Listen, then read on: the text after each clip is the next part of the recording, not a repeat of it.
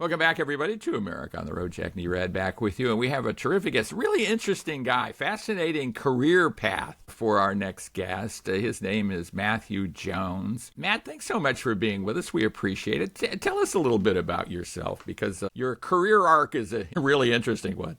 Yeah, Jack, it's an honor to be here. I appreciate it. I'm a bit of a nomad in some ways. I like to tell people that I'm a recovering orthopedic surgeon and now a starving entrepreneur. Yeah, well, that's a cool thing. And you have founded a company called Tolos, which is a trailer sharing marketplace. Tell us about that and, the genesis of that, because I think there's an interesting story behind that. Yeah, exactly. Sure. So yeah, it's Tolos, and you pronounced it correctly. So good on you. There you go, One in a Jack. row. Yeah, there you go. There you go. Google, if you type in Tolos, Google likes to try to redirect you to towels. And. Yeah. So it's like, Yeah. no, I don't want Tolos, that. Towlos. Right. Don't redirect me to, I don't want to look at towels. And so yeah, exactly. It's a trailer sharing marketplace, just like what you'd think of Airbnb, but rather than homes, we deal with trailers, and for those who know Turo, Turo, that's a peer-to-peer car rental marketplace. And I kind of got familiar with Turo, I think about 10 years ago, and I just kind of loved the concept of it, right? I mean, 92% of cars sit there unused.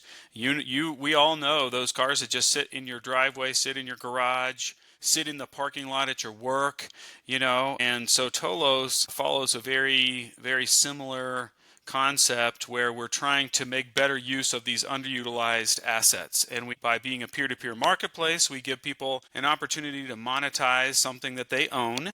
And then They it own gives and mostly don't use, right? I mean, you exactly see grass growing under trailers a lot of times, right. right? Because they're used, maybe a dozen times, half a dozen times a year or 90% less. of these trailers, Jack, are not used. Yeah. Similar to the cars, right? So we like to think of this as just we're just making better use of the world's resources. It's a cool way to kind of be a part of that shared economy. And what we've realized, Jack, is that the unit economics of renting a trailer. So we focus on car haulers, dump trailers, horse trailers, boat trailers, utility trailers, specialty trailers, motorcycle trailers. Things that you can't rent from U-Haul. Mm-hmm. We don't really focus on RVs. We don't focus on things that require a CDL, so none of the big semi trailers. And so we Okay. have a kind of a fairly And not like a house or camping trailer or something like that, exactly right? not an Yeah. RV, not a camper. Exactly. Yeah. That's right. There's a couple other really good peer-to-peer marketplaces that are doing that now. Have done that. I think a couple of those, Outdoorsy and RV Share, are a couple of the ones that might come to mind. Those I think started around 2015. We got our start in 2021. I was solving my own problem, Jack. I just got a C7 Corvette, which you may be able to see behind me. And Nice. Yeah. I met a couple Corvette buddies, and they were like, "Have you tracked your car?" And I said, "No." And they said, "Do you want to?" And I said, "I'm not sure."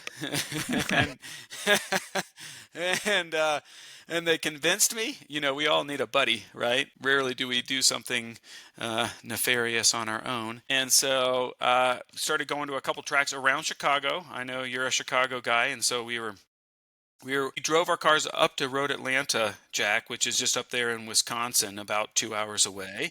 Sorry, Road America, right up there in Wisconsin. Beautiful part of the country, iconic racetrack, and that's kind of where I got my first,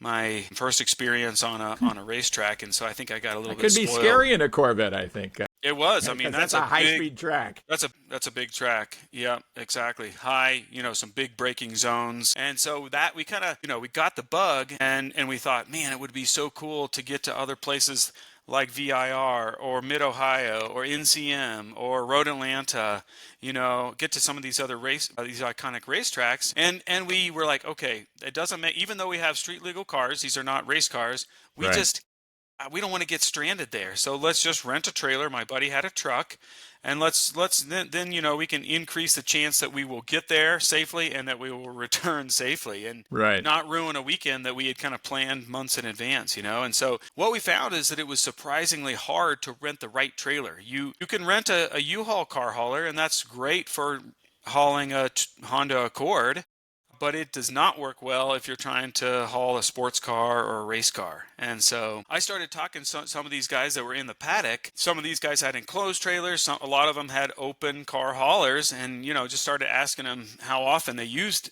their trailer. And the answer was always the same: 2 to 5 weekends a year.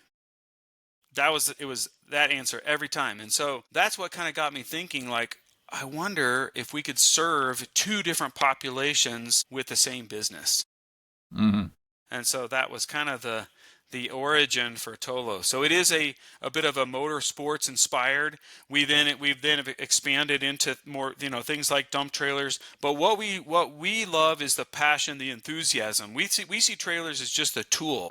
We want to inspire people and decrease the barriers to allow people to take their ATVs out into the desert, to take these guys. You may know more about this than I do, but these guys that love their Jeeps, and they love to take them out to Moab, and they're not driving those things out there, they're hauling those things. Yeah. And they need a trailer. They're wise if they're hauling them as opposed to driving them, because it Right. wouldn't be all that comfortable to take a long street drive in those vehicles. Yeah. So that's kind of how it started, Jack.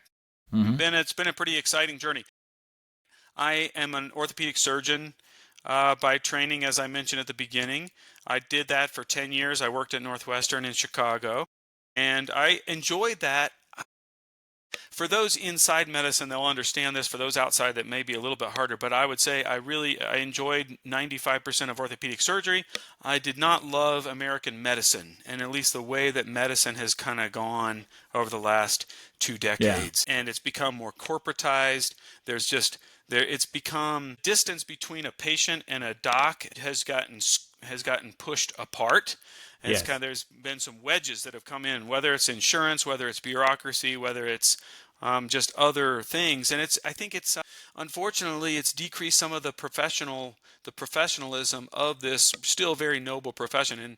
And my wife's an internist, and so I have all the respect in the world for docs. But yeah, I made a massive pivot about 4 years ago. I guess I did both for about a year before pivoting full time into running this tech startup. What was the discussion at home when you decided to do this? Don't ask that. Don't ask me that.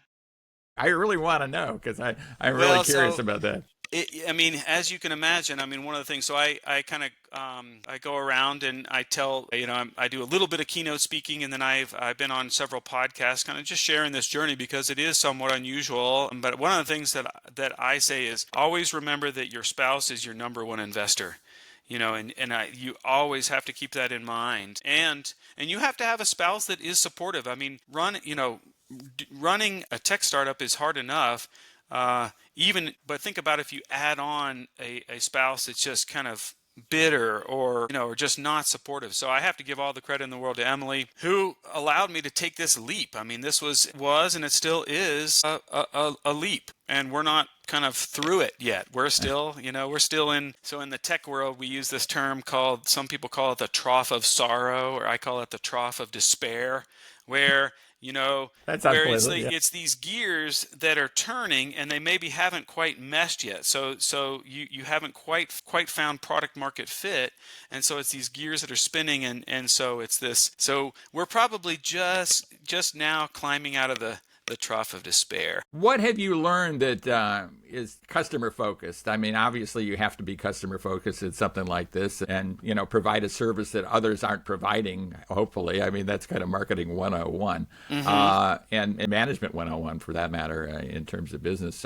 Talk about that a little bit. Sure. Well, so I think one of the you might think, man, there's what kind of parallels are there between trailers and surgery? And at first the answer is very little. Certainly the knowledge work there's very little overlap. One thing that I would say has helped us and helped our team is, as a doc, of course, we're taught to listen well, right? So you ask good questions of your patients, and they say that 95% of the time, you know the diagnosis. Like I saw patients all the time for shoulder pain. They come in with shoulder pain, and I try to ask a bunch of different questions and really try to listen. And so I was, 95% of the time, I was pretty sure of the diagnosis before I even examined the patient. And so then what you're doing is you're in some ways confirming your suspected diagnosis, right? And so we've carried those same principles into Tolos because we've tried hard. We have kind of two separate audiences. We call them hosts and guests. Hosts are our trailer owners and guests are our trailer renters. And rather than trying to come in kind of with some ego, thinking we have some kind of these good ideas that we're going to roll this out and people are going to love it. We've worked backwards where we say, no, let's go out there. Let's talk to our early adopters. Let's try to understand their pain. And again, that's natural for me to do because I'm my job is to uncover the source of people's pain, literal pain, and then exactly, and then see if we can just solve that. And sometimes we can, and sometimes we can't. But if we can understand where their pain points are, and if we can leverage technology to solve those, we're doing pretty well. Yeah, it strikes me one of the hurdles here is getting enough hosts, right? Getting enough trailers, the proper trailers, kind of a consistent presentation to people. And it's not going to be super consistent because it's going to be individual trailers, I think, and kind of one-offs as opposed to you go to a big brand and every trailer is similar, a U-Haul kind of situation. Talk about that a little bit, just recruiting the trailer owner to participate. Yep, and you're exactly right, Jack. I mean, because it's not a one size fits all, right? It's our focus is, the whole part of what we offer is these kind of different specialty trailers. So you're exactly right, and so any marketplace, there's always this chicken and egg problem, right? You're working through, you're trying to build, so you don't control either one. The challenge of a marketplace like this is that you don't control the supply. It's not like we can just go to the factory and say, hey, there's some big demand for our product. Let's increase our production. So we have to find ways to increase our supply, and that's what you're talking about, and then match it with the demand. And so that's a hard thing. And then you're trying to kind of constantly find that kind of that dynamic equilibrium, and it's going to change from market to market. So for example, we have trailers now in I think every state except for Maine and Rhode Island. And so we have increased our trailer inventory, but it's taken a lot of time in some ways because this is a bit of a new concept. People know, I can rent out my home. Oh wow, I could rent out my trailer too. I had no idea. So some of it is just this awareness. But you're exactly right. I mean, it's going to take some time before I think we fill out, there's a complementary set. So what we're doing is kind of focusing on a smaller market rather than kind of going, even though we have trailers nationwide, we focus on certain geographic markets. Atlanta was kind of our launch market. So that's where we have the best trailer density in the kind of the Okay, cool. That's good to know. Tell us, as a guest, if somebody needs a trailer, how do they just go about doing that whole thing? Yeah, absolutely. You just go to tolos.com, TOWLOS, and it'll take you right there. Again, as an orthopedic surgeon, I have a high demand for attention to detail. That's another thing that I've carried over, and we've tried to hopefully people will kind of see the design, the emphasis on design with the website. It's designed to be intuitive and it's designed to be mobile friendly. We don't have an app yet, Jack. We're probably going to do that. That probably might be Q2 of 2026. So right now, just tolos.com. On most 92% of our users are on their phones. And so you just go to Tolos on your mobile browser, and then you can type in your city and state, hit the magnifying glass, and it'll pull up the trailers. And then you can always filter for the type of trailer that you want. But that's about it. And it'll just walk you through the steps, and you can rent it right there in your PJs. Yeah. Well, I did that before we came on the line here, and I found it to be very, very easy. Okay, Something that works really well. Well, we've come to the end of this segment. Fascinating stuff. I hope we could talk again, and I want to check in with you to see how this develops over time, because I think it's such a great idea. It's cool that you came out of the motorsports thing, and you're a car guy, and maybe we can talk about that a little more the next time we chat. Yeah, that would be great, because I'd love to talk cars with you, as I am happy to talk cars with pretty much anybody. So yeah. Great to meet you. Great to talk with you. And we look forward to doing it again. Remind us again of the name of your site and all that stuff. Yep, just towlos.com, TOWLOS.com. Thanks, Jones, Jack. Really appreciate it. thanks so much for being with us. We appreciate it. And stay with us, everybody. We'll be right back right here on America on the Road.